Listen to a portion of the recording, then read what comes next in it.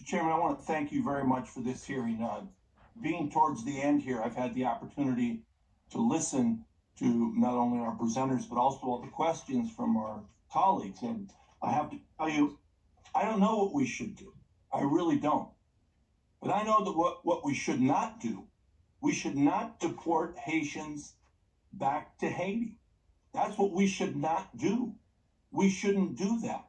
And why shouldn't we do that? From all the testimony that we heard here, people are afraid to go buy groceries.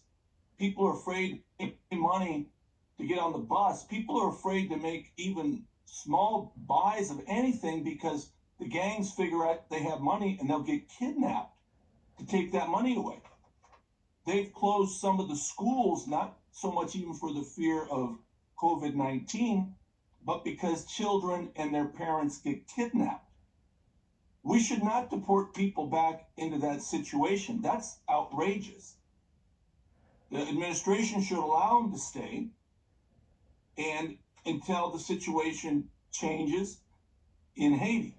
Now, I have to say also, in my own opinion, I could be wrong, but I think it's also discrimination. And I think it's discrimination because Haitians are black. I think that that's a reality.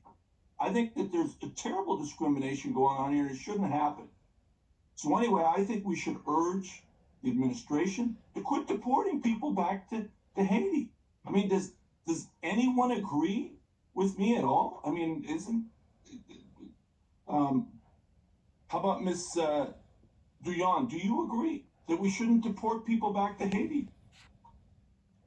I agree. I agree that given the conditions in Haiti right now, it's not fair and to deport people back to Haiti. And if we really want to avoid dealing with this kind of situation, like having people migrating illegally to the United States, we need to support efforts to restore peace in Haiti and make Haiti livable for the people.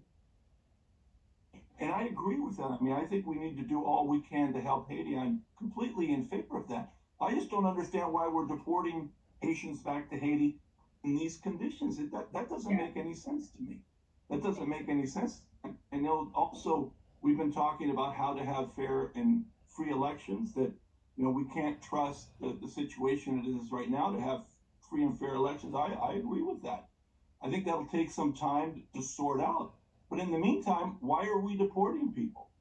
I mean, that doesn't make any sense to me, and that's something I think that we should put pressure on this administration. This administration has the opportunity to do that. I mean, they do it for Cubans, they do it for Venezuelans, for others. Why not for Haitians? Congressman Vargas, thank you so much for Yes. bringing those points. The reality is, we absolutely believe that it is anti-black racism play a big part of why people are being deported to Haiti, and also the fact that we continue to see some type of support to the current administration in Haiti. And as I mentioned before, it is borderline criminal for both, the U.S. sending people and for Haiti to be receiving people. We are asking, as you have said, to provide a safe and welcoming, a plan for those people who have left, who have run, and have literally been at the border between a year and a half to 5 years. It is unconscionable to see the condition that black people continues to be treated, not only in the United States but around the world, and we see a direct relation between how they are deporting people to Haiti under the rules of Title 42, which literally allow people to be tested negative before being deported based on what ICE is saying. It is absolutely no reason for the United States, after President Biden promised the Haitian American community that he was going to lead the way. We cannot continue to repeat this inhumane treatment of Haitians. It is unacceptable. Amen. And I would add this too. I live on the border here in San Diego. The discrimination that goes also in Mexico when Haitians arrive here also is terrible. The discrimination that they face in Mexico when they have every right to present themselves at the border and say, I'm here for asylum and apply for asylum. Anyway, but I hope we can do something about this, Mr. Chairman. Thank you. I yield back. Thank you. The gentleman's time has expired.